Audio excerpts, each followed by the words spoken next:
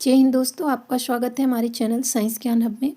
आज की वीडियो में हम दांत के बारे में जानकारी लेने वाले हैं। ठीक है, तो चलिए देख करते हैं दांत की। ठीक है, तो दांत क्यों आवश्यक है। अगर हम बात करें दांत क्यों आवश्यक है, तो हम भोजन कर रहे हैं, ठीक है, यानी भोजन का जो पाचन हो रहा है, ठीक है, और भौतिक रूप से तो उसमें दांत आवश्यक है। तो चलिए अब हम स्टेप बाय स्टेप देखते हैं। तो पहले हम समझते हैं पाचन क्या होता है, यानी डाइजेशन क्या होता है। तो जटिल भोजन को सरल भोजन में बदलने की प्रक्रिया को पाचन कहते हैं।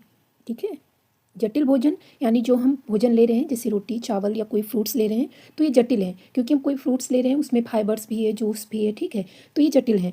ठीक है, अब इनको सरल भोजन में जो तोड़ने की प्रक्रिया होती है वो क्या कहलाती है, पाचन कहलाती है। अगर पाचन या डाइजेशन की बात करें तो ये दो प्रकार से होते हैं, एक भौतिक और दूसरा रासायनिक। जो भौतिक प्रक्रिया होती है उसमें कोई एंजाइम नहीं होता है, यानी किसी बिना एंजाइम की सहायता से जो पाचन होता है, जैसे भोजन को तोड़ना दांतों की सहायता से। ठीक है, ये क्या है, भौतिक परिवर्तन है। और रासायनिक की अगर बात करें तो इसमें क्या होता है कि एंजाइम की आवश्यकता होती है, जैसे रेनिन है, बच्चों में रेनिन एंजाइम पाए जाते हैं जो दूध का डाइजेशन करते हैं। इसी प्रकार और भी है। तो चलिए देखते हैं अब हम बात करेंगे जो मनुष्य हैं, ठीक है, इनमें जो पाचन होता है या डाइजेशन होता है ये भौतिक और रासायनिक दोनों रूपों से होता है। ठीक है, दोनों प्रकार से होता है। तो भौतिक पाचन में दांत का हम अध्ययन करने वाले हैं। दांत, अगर हम बात करते हैं दांत की, तो जो दांत होते हैं ये दो प्रकार के होते हैं। कैसे होते हैं, दो प्रकार के।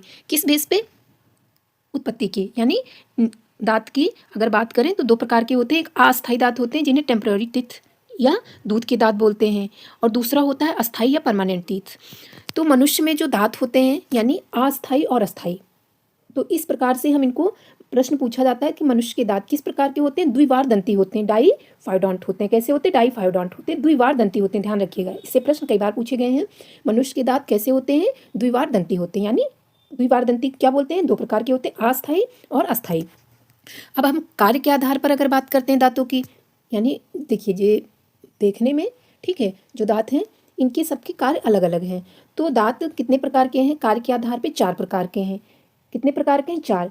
कृंतक जिन्हें इंसिजर्स बोलते हैं, दूसरा है रदनक केनाइन, तीसरा है प्रीमोलर्स यानी अग्रचवर्णक, और चौथा है चवर्णक यानी मोलर्स। तो जो कृंतक हैं, इंसाइजर हैं, ये सामने वाले दांत होते हैं। ये क्या करते हैं, ये काटने के लिए होते हैं। ठीक है, जो सामने के दांत हैं ये काटने में आवश्यक होते हैं। उसी प्रकार अगर केनाइन यानी रदनक की बात करते हैं तो चीरने के लिए होते हैं, और वो उनका भी विकास या उत्पत्ति अलग अलग होता है। जैसे आपने देखा है कि जो शेर होते हैं, ठीक है, शेर में ये दांत बड़े बड़े निकले होते हैं साइड में, क्योंकि उन्हें चीरने फाड़ने की आवश्यकता होती है। ठीक है, या जब कभी जिन्होंने गन्ना, ठीक है, यानी शुगर कैन अगर लिया होगा तो उसे हम सामने से नहीं काटते हैं, उसको चूसने के लिए क्या हमको साइड से पकड़ना पड़ता है, और फिर यही जो रत्न तीत होते हैं इसी से हम उसको चीरते हैं। तो ये किस में सहायक होते हैं, चीरने फाड़ने में।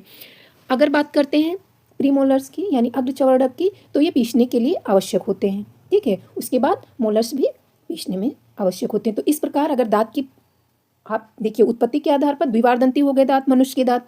अब हम बात करें, ये चार प्रकार के हैं ना कार्य के आधार पे, तो ये कैसे हैं, हेट्रोडोंट होते हैं, विषम दंती होते हैं। कैसे होते हैं, विषम दंती होते हैं, यानी मनुष्य के दांत कैसे होते हैं, द्विवार दंती, विषम दंती और गर्त दंती होते हैं। अभी गर्त दंती भी बता रही हूँ किस बेस पे। तो मनुष्य के दांत डाइफाइडोंट होते हैं, हेट्रोडोंट होते हैं। अब बात करते हैं ग्रत दंती भी आता है, थीकोडोंट जिसे बोलते हैं। तो मनुष्य के दांत थीकोडोंट भी होते हैं। तो जो दांत होते हैं ये दांत किस प्रकार के होते हैं, दांत ऐसे ऐसे ऐसे बने हुए हैं। ठीक है, ये दांत ऐसे रहते हैं।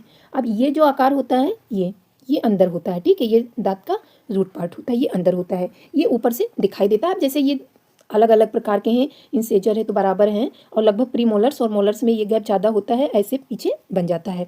अब जो ये रूट में लगे हुए हैं नीचे, तो ये किस प्रकार लगते हैं, ऐसे ही लगे हुए हैं। ठीक है, ऐसे लगे हुए हैं, ऐसे ही लगे होते हैं। तो ये जो आकार होता है इसे हम गर्त बोलते हैं। क्या बोलते हैं, गर्त बोलते हैं। तो इस प्रकार मनुष्य के दांत कैसे हैं, गर्त दंती यानी थीकोडोंट होते हैं। तो ध्यान रखिएगा।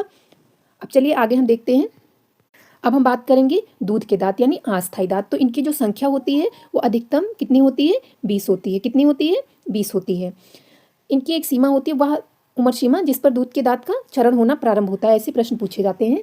ठीक है, प्रश्न ये पूछा जाता है कि, और उस समय को हम अमृत समय बताते हैं कि जब दांत का समय का क्षरण होता है यानी टूटना प्रारंभ होता है। तो ये एज लगभग 5 साल से 8 साल तक होता है। ठीक है, कुछ बच्चों में 6-7 साल से टूटना प्रारंभ होता है।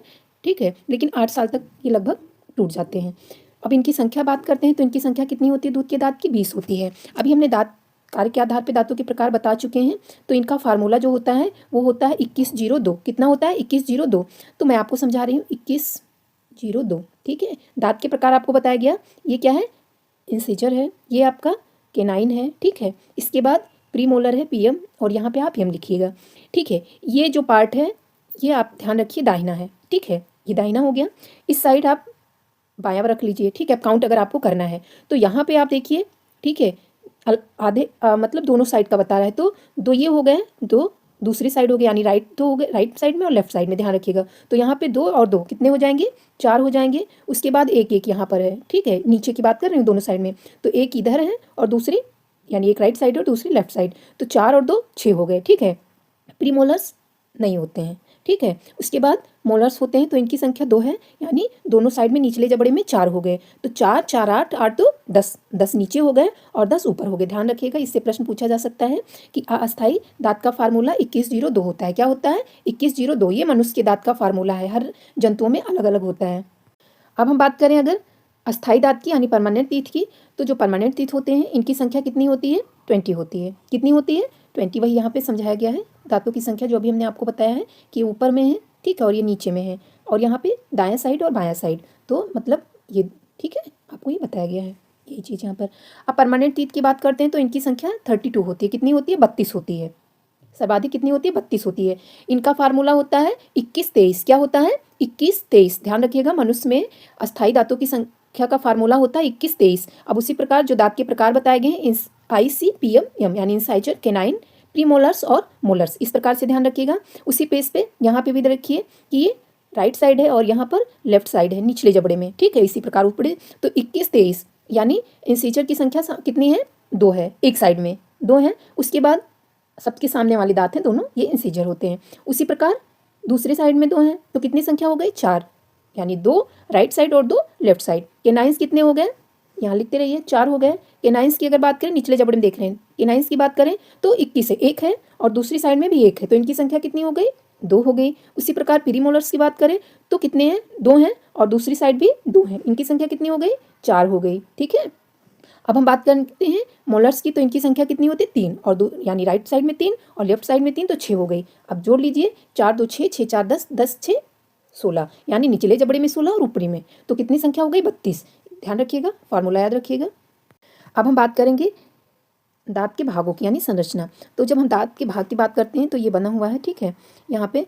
तो ये जो टीथ है, ये यहाँ पे ऊपर का जो पार्ट होता है क्राउन बोलते हैं, ठीक है। ये बीच का पार्ट नेक है, और ये रूट है, रूट, ठीक है, जबड़े से लगा हुआ है नीचे, ठीक है। इसी में जो वेसल्स होती हैं, ब्लड वेसल्स वगैरह रूट से ही लगी हुई होती हैं, फिर दांतों में जाती हैं। आगे समझ में। अब इसमें क्या होता है कि ये जो बीच में है, ये क्या है? पल्प कैविटी है, ठीक है। ये बीच में पल्प कैविटी है, क्योंकि लगभग सबको पता होगा और घर में सबको मना भी किया जाता है कि अधिक गर्म चीज़ खाने के बाद अधिक ठंडी चीज़ें मत लीजिए, ठीक है। जब अधिक गर्म चीज़ लेने के बाद फिर जब हम अधिक ठंडी चीज़ें लेते हैं तो दांतों में क्या होता है? सनसनाहट महसूस होता है। या ठंडियों में लगभग अगर किसी के दांतों में इन्फेक्शन है या कुछ ऐसी दिक्कतें हैं, तो फिर क्या होता है, जब वो ठंडा पानी लेते हैं तो दांतों में सनसनाहट होती है, ठीक है। तो ये सनसनाहट कौन बना के रखता है? Pulp cavity. कौन? पल्प कैविटी बना के रखती है। उसी प्रकार अगर हम बात करते हैं डेंटाइन, ठीक है, ये वाला पार्ट, इसके बाद है डेंटाइन। तो डेंटाइन का काम क्या है? दांतों का फॉर्मेशन, ठीक है, यानी कैल्शियम दांत के फॉर्मेशन के लिए। तो क्या है? डेंटाइन। जो डेंटाइन होता है ये दांत को बनाता है, दांत का निर्माण। और जो इनेमल होता है, ठीक है, ये दांत का सबसे ऊपरी परत होती है, ये क्या होता है? इनेमल। इससे क्वेश्चन बन सकता है कि हार्डेस्ट सब्सटेंस ऑफ और बॉडी कौन सा है, यानी हमारे शरीर का जो सबसे कठोरता भाग है वो इनेमल होता है। इनेमल स्ट्रेंथ और शाइनी महसूस करता है, मजबूत करता है, ठीक है। देखिए, जो इनेमल होता है इसका रंग अगर हम बात करें तो पीला होता है। कैसा होता है? पीला होता है। नेचुरली, यानी नेचुरल अगर हम बात करें तो दांतों का रंग हल्का पीला होता है। बहुत सारे लोग बताते हैं और बहुत सारे घरेलू नुस्खे भी बताए जाते हैं कि दांतों को वाइट करने के लिए, लेकिन दांतों का जो नेचुरल कलर है वो हल्का पीला है, ठीक है। तो कभी भी किसी के बताए हुए नुस्खे को मत यूज करिएगा कि जिससे कि इनेमल का क्षरण हो जाए। तो चलिए हम आगे और दिखा दे रहे हैं। वहाँ पे अगर आपको समझ में नहीं आया तो यहाँ पर एक बार देख लीजिए। ये आपके दांत का प्रकार बताया गया, इंसीजर, 1 सेकेंड, ये इंसीजर्स, केनाइन, प्रीमोलर्स और मोलर्स। यहाँ पर देखिए ये 2 टीथ हैं, ये सामने के दोनों कौन से हैं? इंसीजर हैं, ठीक है। केनाइन ये है, ये जो ऐसे जानवर आपने देखा होगा जिनको चीरने फाड़ने की ज़्यादा ज़रूरत होती है, उसमें बड़े हुए निकले रहते हैं। ये केनाइन्स हैं, ये प्रीमोलर्स हैं और ये मोलर्स हैं। इसी प्रकार इनका फार्मूला बताया गया कि अस्थायी दांतों का 21-23। ठीक है, ध्यान रखिएगा। अब हम इनके स्ट्रक्चर की बात कर रहे हैं। यहाँ पर देखिए ये दांत है, ठीक है, यहाँ ये रूट है, रूट पार्ट लगा हुआ है ये, ठीक है, ये रूट लगे हुए हैं। रूट में क्या है, root canal combine nerves and blood vessels, इससे नर्व्स और ब्लड वेसल्स होती हैं। उसी प्रकार ये इनेमल है जो हार्डेस्ट सब्सटेंस है बॉडी का सबसे ज़्यादा, ठीक है, ये बाहर से दिखाई देता है, इसका कलर हल्का पीला होता है। डेंटाइन ये है, डेंटाइन, ठीक है। डेंटाइन क्या है, दांतों का फॉर्मेशन करता है, इसीलिए दांतों के अध्ययन को क्या बोलते हैं, डेंटोलॉजी बोलते हैं। क्या बोलते हैं, डेंटोलॉजी बोलते हैं। और यहाँ पर ये जो पल्प कैविटी है, ठीक है, इसमें भी नर्व वेसल्स पाई जाती हैं और जो दांतों में सनसनाहट महसूस होती है इन्हीं की वजह से होती है। तो उम्मीद है कि वीडियो आपको अच्छी लगी है। अगर अच्छी लगी है तो लाइक करिए, चैनल को सब्सक्राइब करिए। मिलते हैं अगली वीडियो में एक नए टॉपिक के साथ। धन्यवाद।